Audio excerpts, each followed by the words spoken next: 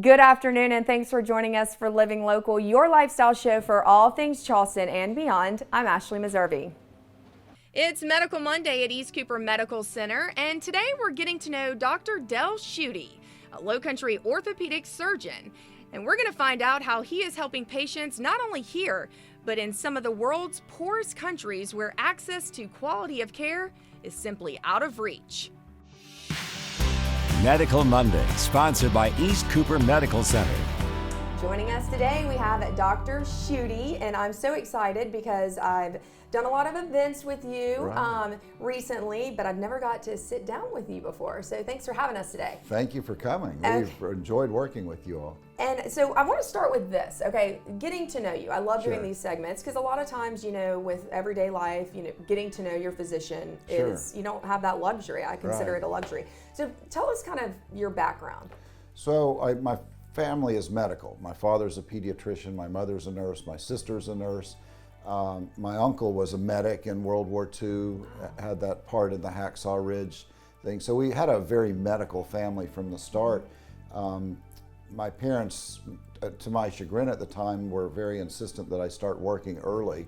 So that was construction, of course. Wow. So I was used to working with my hands, and one day after church, when the rules were a little different, one of the orthopedic surgeons at church said, "Do you want to come watch us do a hip fracture?"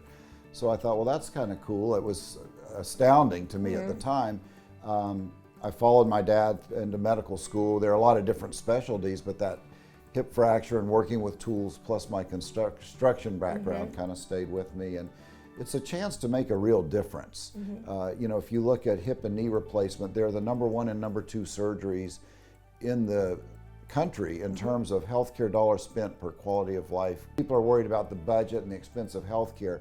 The dollars gained in terms of work productivity for people who've had hip and knee replacement and their return to work is staggering. And do you think working in construction also that manual labor also gave you some, compassion and understanding of what people go through? It gives you an understanding of what people go through, and it makes you want to stay in school Gotcha. and get an education when it's really hot or really cold. That's for sure. It's nice to be doing it indoors, but it's nice to do something that makes a difference really that day. When we do hip and knee replacements, usually it's about a 45-minute procedure. People are walking that day. It's very frequent that they say, "My pain is so much better than even the day of surgery." Feels and so it's good. Just like a new life. It really is. Yeah. Talk about some of the things you've done. Your faith drives a lot of what you do, correct? Well, it's a chance to give back. So I was fortunate throughout. I trained at a medical school where they have a high emphasis on mission service and a very big global outreach. And so there were numerous opportunities. We went with a group called Canvasback Missions to the Marshall Islands, went with another group called Orthopedics Overseas to the Himalayas and Nepal. So it's always been fun. People give you a lot of credit for doing it, but in reality you get way more out of the process than actually I think the patients. So when you get back to a setting where you're giving, you're taking care of people, there's really no competition, you're doing something that they just wouldn't have a chance to have no done. agenda. No agenda, except just to help. It really pulls people together. It's a little bit like summer camp for adults.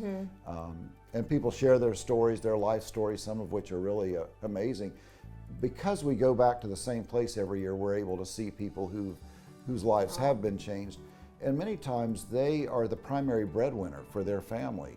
So they'll be responsible for several older generations and several younger generations. And so fixing a hip or knee that keeps you wheelchair bound and now lets you get back to the workforce changes a lot of lives. So it has a huge economic impact, but also you think the impact that it has on the physicians that go. You said that you get so much more in return. Right. I think this day and age, you think of healthcare and all that, and it stresses a lot of people out. And I'm sure that burden weighs on the physicians, if not more than it does on us. So I'm assuming that that's a very invigorating experience for them as well. It is. You're not worried about co-pays and exactly. insurance forms and HIPAA requirements. You and get back to lawsuit. what got you in it to begin with, I'm assuming. It's medicine really at its purest form. You have an interesting story here. I mean, I feel like every time I see you, you have another story to tell. Before we head out though, I want to talk about the seminars. I've been to several of them.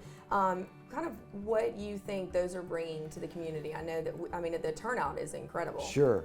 Well, it's a great chance to get to know people. I think sometimes people look to have a quick fix. And really, if you look at hip and knee replacement as an ongoing process and let people know that they need to prepare for the surgery, that it's not just sign on the line and get this and this, your life will be better. It's helpful if you get your strength up, if you correct all your medical conditions that might lead you to have a worse result or a problem after or during surgery. If you can be in optimal shape before the surgery, that's better.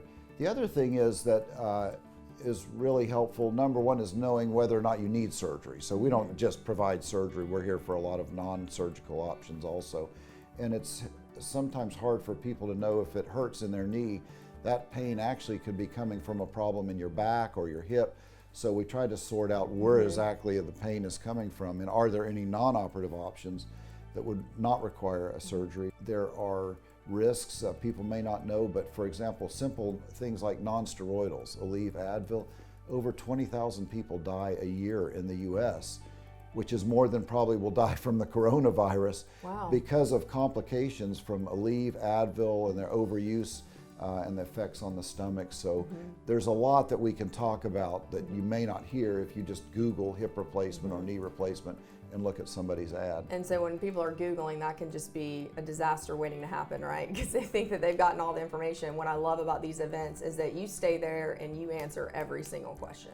Well, and the patients come with really good questions. Oh, they do. They're very informed and they have some great questions, and a lot of times the question that someone will answer is something that someone else may be a little bit nervous about answering. Yeah. So it answers things for a lot of people. Well, Dr. Schutte, of course we could stay here all day and talk Sure. to you, but thanks again for having us. Thank you. And for more information about upcoming events like these seminars we were just telling you about, of course you can go online to eastcoopermedctr.com.